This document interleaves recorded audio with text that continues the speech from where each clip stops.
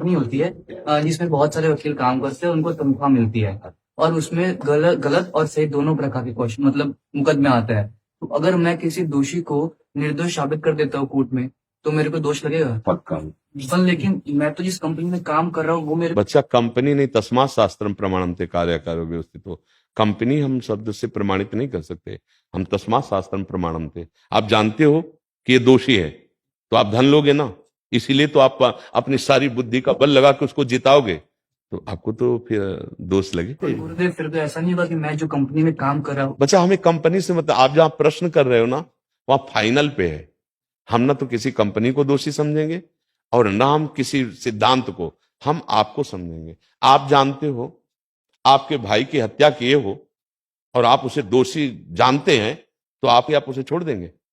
नहीं छोड़ेंगे ना। क्या करूं गुरुदेव अभी जो सेक्टर आप क्या बड़े बड़े वकील आए हैं, हाई कोर्ट के वकील आए हैं, 10-10 बैठ करके वार्ता किए, सुना था ना।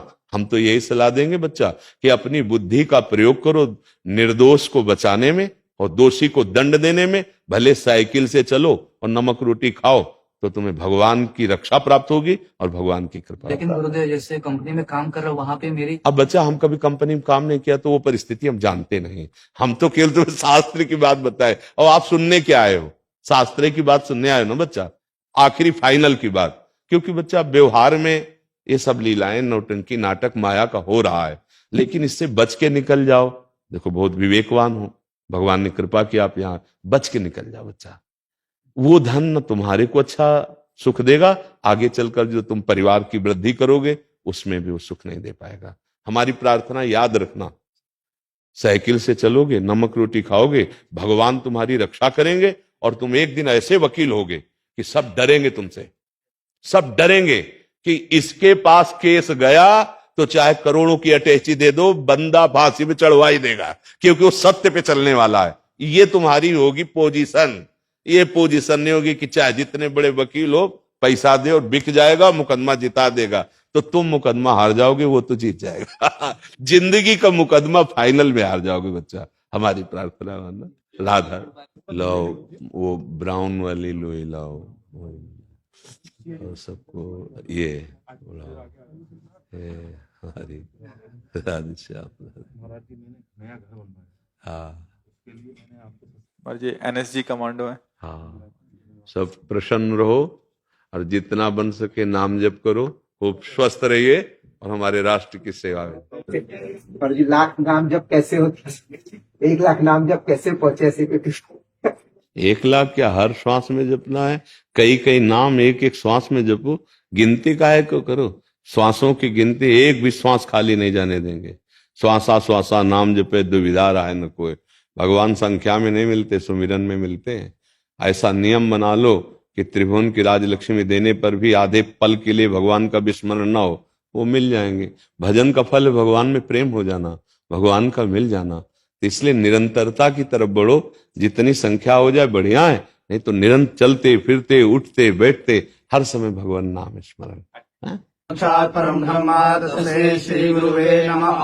ज्ञान मूलम गुरुर्मूर्ति पूजा मूलम गुरुर्पदम मंत्र मूलम गुरुर्वाक्य मोक्ष मूलम गुरुर्कृपा। अखंड मंडलाकारं व्याप्तं येन चराचरं तत्पदं दर्शितं येन तस्मै श्री गुरुवे नमः। श्री सद्गुरु परमात्मने नमः। एक भगवान शंकर का कोई श्लोक सुनाओ।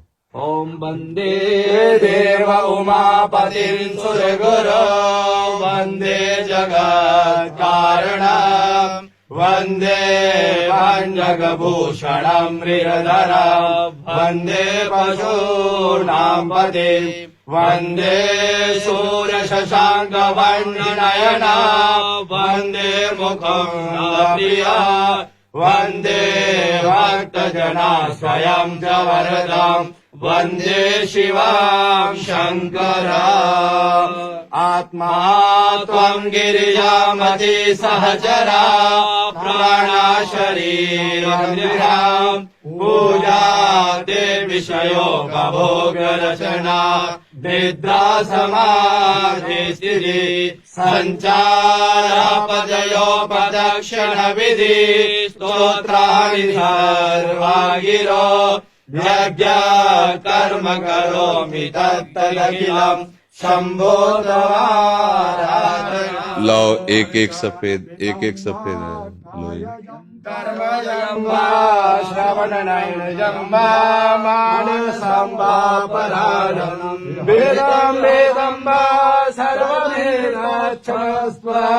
जय जय करुणाब्धे श्री महादेव शम्भो। ओम नमः पार्वती प्रसाद दो प्रसाद दो। बहुत आनंद आ गया